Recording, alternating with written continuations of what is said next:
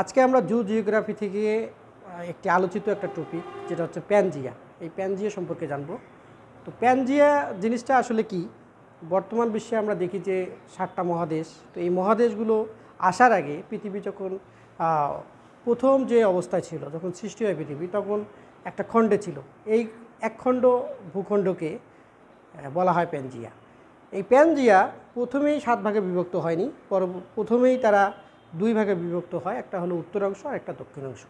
তো উত্তর অংশের নাম রাখা হয় লরেসিয়া এবং দক্ষিণ অংশের নাম রাখা হয় হচ্ছে গন্ডোয়ানা ল্যান্ড।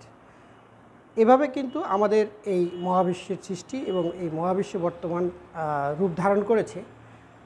তো এটা আমাদের প্রাণীবিজ্ঞান, জীববিজ্ঞান বা ভূগোল বিষয়ে যারা পড়ালেখা করেন তারা হয়তো জানেন, কিন্তু যারা মনে করো যে অন্যান্য সাবজেক্টে আছেন, যারা অন্যান্য সাবজেক্টগুলোতে পড়ালেখা করেছেন, তারা এই প্যানজিয়া সম্পর্কে ধারণা রাখেন না।